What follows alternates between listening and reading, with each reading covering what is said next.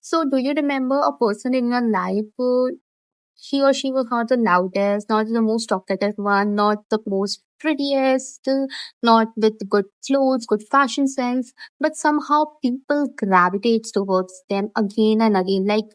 Their aura seems to be so magnetic. They seems to be so peaceful even in the chaos, and they feel like actually they are real magnetic person. And this is known as magnetism, and this is a skill. It is not about personality, it is about the skill. And today I'm breaking down five main points to how you can be magnetic in the room and how people can gravitate towards you again and again. So stay with me till the end. And the last six point is the bonus point that no one tells you that actually changes your whole magnetism. So stay with me. Make sure you have subscribed to the channel because I come up with action practices and the shifted practices and practices to help you level up to your next version. So let's begin. The first trait is self-contentment and not confidence. Confidence is loud, like hear my story, I did this, I did that. Confidence is loud and performative, but self-contentment is quiet, peaceful.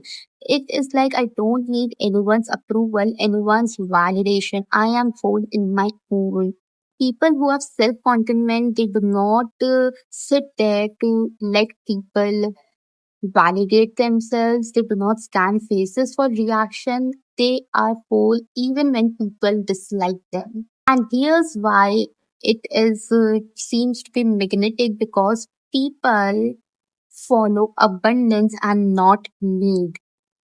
So if you are somewhere in a room full of many people and you are there and somehow energetically people are feeling that you are constantly asking for validation, they will feel a repel towards you. But when you are standing there and you don't need any validation, any compliments or anything about anyone, people gravitate towards you. People gravitate towards you because they feel that how she is confident. They are here because they are chosen to be. On the flip side, when someone is constantly asking for validation, laughing at silly jokes, and they are constantly filling the silences between the conversations, since they are always seeking validation, and it signals scarcity. Here's how you can do this the next time whenever you are in a group or a bunch of people. Don't let any conversation, the silent phases of conversation, don't let you fill it. Don't rush to fill the silence in the conversations. Let it be for 2 to 3 seconds. It will feel uncomfortable, but that's how it seems to be magnetic because you are not rushing. You are not desperate for the replies. You are not desperate for. Are not desperate for it. You are not rushing, and that's how you stand as being magnetic. And also, the next time when you are talking to someone, don't narrate your story that why I need water, why I'm stepping out, why I did this, why I did that. No. The magnetic people, they don't narrate their story, they don't over explain themselves. People respect those who don't over explain themselves. So this was the trait one of how to be magnetic. So let's come to the next trait. It is curiosity over performance. The non-magnetic people, how they act like they try to let them feel important, let them feel fascinating and amazing. So there are some people who try to flex their achievements, flex their iPhones, their Audi cars, their big bungalows. They try to list their achievements, list their how life has been good to them. And it actually is the point where things starts to repel because people they are not interested how you are doing in your life. Think about the most magnetic person in the room. I bet they asked good questions. And the magnetic person make you feel interesting and important in your conversation. So next time what you can do instead of telling your life to someone else, ask question. How many trips you have taken? How's your schedule going? How is your business? And how are you? Do not let yourself do the talking because psychology also proves that the people remember those who let them feel important and interesting. It does not mean that you are hiding yourself. It just means that you are getting curious about the first person and your stories and your life blueprints. They come out naturally as their answer and not as a performance. So this was all about the second trait. The third trait is embodiment and presence. And it is not about how you look and how you wear. It is about how actively you are and how your nervous system is. Athletic women, they tend to move slower. They don't rush their every single action. Don't walk like they are trying to escape the room, and they don't rush their words. There's actually a science behind this that is known as co-regulation. Your nervous system settles as per your surroundings. So you feel that somehow sometimes when you are with a person, you feel so relaxing because that is known as co-regulation. Your nervous system is settling as per the environment around you. So how do you embody this? Step one, make sure your shoulders are straight. Don't stand up like a soldier. Just be comfortable how you are standing. Don't shrink yourself. In eye contact. This is one of the best things. Just don't stare at them. Just 2 to 3 seconds of eye contact, it gives people a boost of oxytocin. Number three, whenever you are moving in a room full of people, first take few slow deep breaths. It actually helps your nervous system to get in the calm and stable and safe state. 4-4-4 here works best. That is known as box breathing. Inhaling for 4, holding for 4, exhaling for 4, and again holding for 4 seconds. So the next trait is emotional range and not just positivity. And this advice goes again to many of things. Like many people, many coaches tell you to be positive, be positive, be positive, act positive, act positive. But somehow it can make you feel or make the other person feel it is performative. Because if you're faking positivity, it will show up in any of the form. And people, they actually love dishonesty. So magnetic people, they don't try to be positive. I'm not saying that positive is bad, but they try to be positive in a way that feels good to them, and they are also thoughtful, intensive, and emotionally very deep. It means they are not afraid to show up their emotions. They are not always talking positive, positive, even if they feel so much of hurt and deep inside. They are magnetic in a way that even life puts them. They may stay positive, but they are also emotionally, deeply, deeply thoughtful. Because the person who fakes positivity, it actually creates distance. But the person who is very real with their emotion, it is an instant connection with another person. Why? Because real emotion, it creates authenticity, and authenticity builds trust. Means they are not just showing their highlight reel, they are showing their full self. You feel like you are seeing the real them. That makes you want them to know more.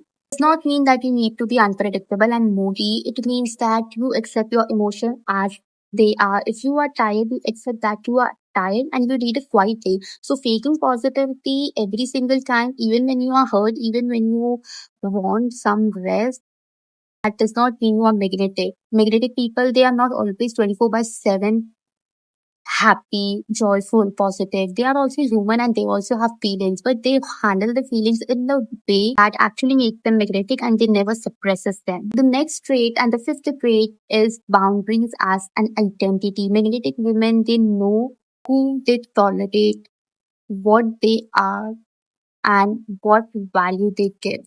Key word here is internal. They do not shout out loudly that this is my value, I do this, and this is a person's I may not tolerate. They are very quiet in this. They know how they carry themselves. This matters very much because boundaries, it actually communicates self-respect.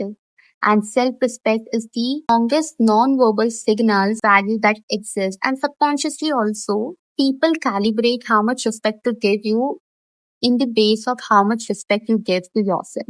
Life, a magnetic woman, she does not feel disappointed over a negative comment. She does not feel to shout or seem to be angry from just a comment. Quietly recalibrates it. Is less available next time, and maybe she does not over explain why she said no. Also, magnetic people, they never over explain themselves. No, I don't make it is a full sentence. Don't give three justification why you are not making, why you are not going there. You don't need to justify anyone. It's your boundary, it's your space. More thing, not chasing people. Wait, this is very huge. Magnetic persons, they never message someone who does not seem to be interested. They do not give time to the persons or the people who does not give time to that to you.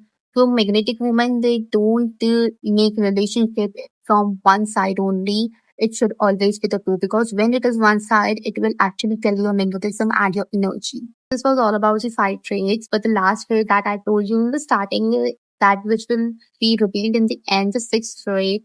So the traits we learned about is embodiment, self-contentment, curiosity, and making boundaries. But the last trait, that is the most huge and most important, is not needing them. Yes, magnetic persons and magnetic people, they are like this. Internally, they feel like, thank you, you are in my life, and I'm so happy you are here. But they are also like this, that you do not complete me and you do not validate me. I am whole as myself and you are not the one who completes me. And this is only true magnetism. People on the internet call this as main character energy, but somehow people misinterpret that main character energy means you need to have matcha drinks, you need to have good fashion sense, you need to have good hairstyle. No, this is not all about the main character energy. Main character is thank you for being in my life, but I'm whole as I am. I do not need your validation and your existence to be complete, to feel complete in myself. That is the real mechanism, to not let any people cover up your life so much that you actually lose your own self. You don't need someone's approval, and when you don't need someone's existence to feel complete, you start attracting them more. And when you don't want any room to like, you know, your nervous system finally gets safe and calm. And that is the deeply attractive thing you can do to yourself. This is not something you can fake it for long. It is something you build for yourself, the life that you want, the friendships that you want, the hobbies that, and a relationship with yourself where you are not constantly waiting for the other person to fill the room for you. Everything else we talked about is just the downstream effects of the internal shift. This right and rest of them follows naturally. Okay, so let's recap quickly. Number one, self-contentment. Be whole on yourself, don't fill silences. Step two, or straight two, was curiosity over performance. Don't let your life become a story. Let people be curious to know about you. Three, embodiment. It's not about what you wear, it's about how you present yourself. Number four, emotional range. Stop filtering yourself into an acceptable mood. Don't try to fit positivity. And number five, it was boundaries as identity. No chasing, no explaining, and having deep self respect. The last, that was not cherry on the top, but that's what from where everything starts. Don't chase them, don't need them. You are sold in yourself. You don't need anyone to complete your own life. Traits of a highly magnetic woman, and if you follow any of these, you will be the one who is the most magnetic person. And if you have saw this video till end, it means you are in the journey of becoming the most magnetic self of yourself. If you love this video, just hit the like button, subscribe, because I come with the detachment practices, identity shift, and manifestation practices to help you manifest your dream life faster every single week. Tell me which part you like the most and what videos you want to share. Be magnetic as you are.